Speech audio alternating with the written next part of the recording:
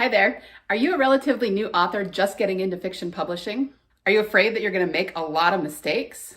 My name's Lisa Hill, USA Today bestselling author, and I can tell you that when I started, I made a lot of mistakes. Today, I'm going to go over the top 5 that could possibly keep you stuck as a new author, and especially the number 1 disempowering thing that new authors often think and how to correct it, okay? Mistake number 1 is not blocking time off for writing and training your brain. Here's the thing. A lot of us sit down and try to write, and then we get frustrated when we can't write as many words as fast as we would like to. So say we only write 400 or 500 words, and then we just kind of throw up our hands and say, that's as fast as I can write. Come on, let's be logical about this. Just like with our physical bodies, we have to train our brain to do what we want it to do. We have to practice, start small and slowly increase until we get to where we want to be.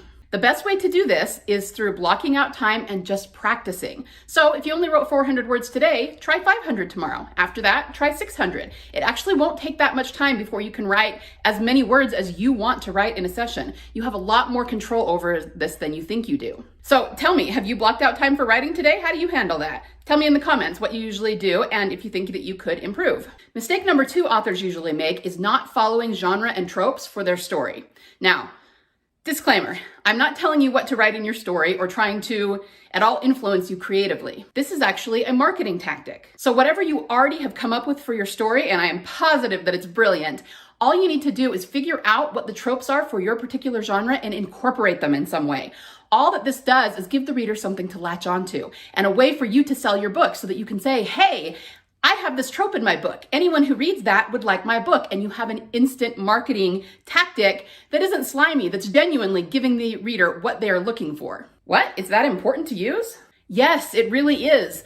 I have a first book that is a pretty good book, okay? It is a dystopian science fiction, and it has really good reviews on it. The readers love it. I have people begging me to finish the series, but here's the problem.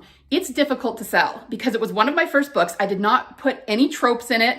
I was kind of cross-genre with it, so it doesn't fit squarely in any particular place. Now, don't get me wrong. I can get that book to sell if I run enough ads to it, but it doesn't sell automatically. If you have higher selling genres that have tropes in them, you almost don't have to do anything. You introduce readers to your series and they will just move all the time because readers are looking for those tropes. So wherever you are in your writing journey, make sure that you start looking into the tropes and incorporating them into your book for the sake of selling, if nothing else. Mistake number 3, not sticking to just one genre. At first, disclaimer, I'm not telling you cannot write multiple genres. In fact, I would be very hypocritical if I said that because I write 3, technically 4 genres. The problem is that you need to build one up, get the experience of a single genre, and then your next genre will be built up much, much faster. So all I'm saying is, especially in the beginning when you're getting started, don't genre hop. Stick with one until you have at least 3 to 5 books in that genre, and then if you want to branch out, you can do it then. By then you'll have tons more experience, and the second genre you venture into will be built up and take off much more quickly. Mistake number 4, not starting your email list right away. This is something that people struggle with because they're not sure exactly what to do with it. But your email list should be your most important marketing asset. You should get to the point where you can count on many and high numbers of sales from your email list.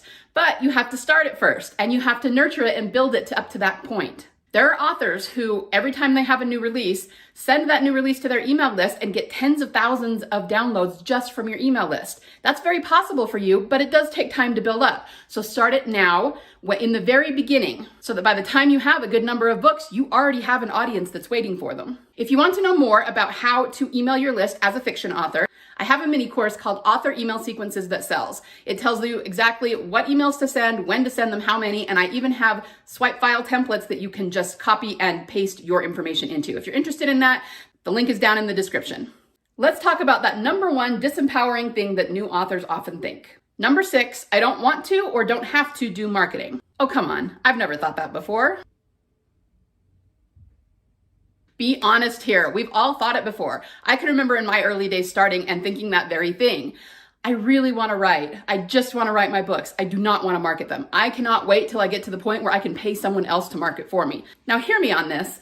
I am not saying that you cannot pay someone to market for you. In fact, I think you should aspire to the point where you have enough money to do that. However, in order to make that happen, You have to know your marketing inside and out because you have to teach them what to do. And I don't just mean book marketing in general. Book marketing is going to look different for every single author, every single genre, every single series, and every single book. Don't let that overwhelm you.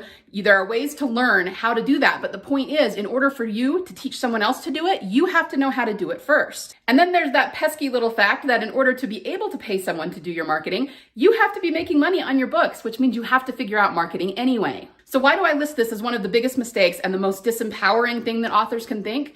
Look, I know it's a tough pill to swallow, but you've got to get past the idea that marketing is hard, that it's not fun, that it's icky or slimy in any way. Just decide now that marketing is something that you are going to learn to do for your books.